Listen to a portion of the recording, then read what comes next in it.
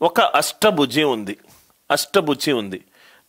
దాని అంతర్గత కోణాలు రైట్ అల్పకోణం అయి ఉంటాయి. ఇవి అల్పం రైట్. అది కుంభాకార అష్టభుజియా పుటాకార అష్టభుజియా అని అడిగాడు. చాలా లాజికల్ సార్. అష్టభుజి అని అంటే n=8. అష్టభుజి అని అంటే n=8. n=8లో రైట్ అంతర్కోణాల మొత్తం ఎంత అవుతుంది? n-2 × 180. అంతర్కోణాల మొత్తం ఎంత అవుతుంది?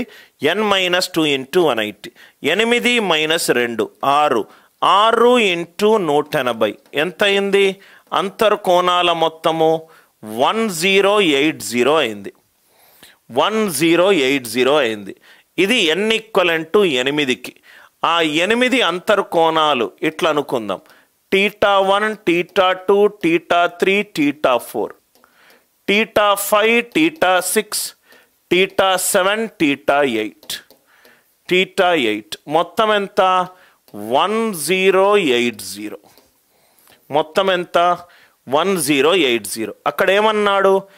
4 అంతర్కోణాలు అల్పకోణాలు అన్నాడు. 4 కోణాలు అల్పకోణాలు. అల్పకోణము అని అంటే 0 θ 90.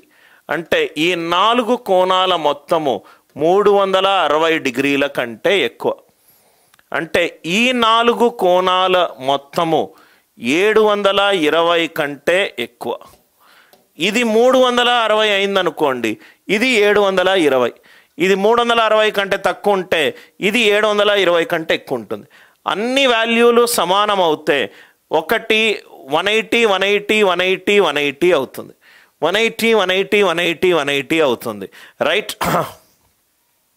ఇక్కడ మాకు క్రమభుజి అని ఏమీ అనలేదు. అంటే 1 యాంగిల్ 4 యాంగిల్స్ 720 కంటే ఎక్కువ ఉంటే 1 యాంగిల్ 180 డిగ్రీల కంటే ఎక్కువ ఉండే అవకాశం కూడా ఉంది రైట్. అన్నీ సమానం కావచ్చు, ఒకటి ఎక్కువ కావచ్చు, ఒకటి తక్కువ కావచ్చు.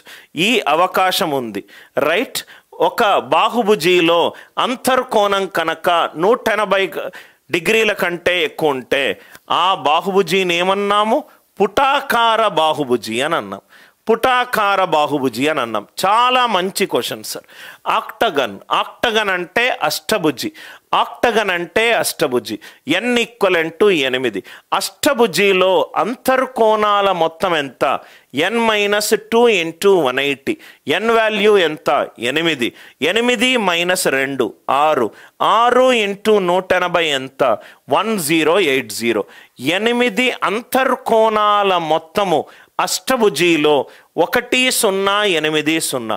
దాంట్లో 4 కోణాల మొత్తము రైట్ అల్పకోణాలు. అంటే ఇది <360.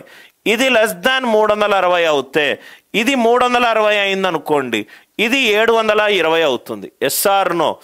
ఇది 360 అవుతే ఇది 720 అవుతుంది. కానీ ఇది <360 అంటే ఇది <720. ఈ 4 720 కంటే ఎక్కువ ఉండాలంటే సమానంగా ఉంటే 180 180 180 180 అటు ఇటు పెరిగి తగ్గిందనుకోండి, కనీసం ఒక్క కోణమైనా రైట్ మనకు 180 కంటే ఎక్కువ ఉండొచ్చు. అంతర్కోణం గనక 180 డిగ్రీల కంటే కనీసం ఒక్క వాల్యూ ఉన్నా దాన్ని మనం ఏమన్నాము? పుటాకార రైట్ బాహుభుజి అని అన్నాం. అందరికీ అర్థమైందా? చాలా మంచి క్వశ్చన్ సార్, చాలా మంచి క్వశ్చన్. అందరికీ ఈజ్ ఇట్ క్లియర్? ఈ 4 కోణాల మొత్తము 720 కంటే ఎక్కువ ఉండాలి.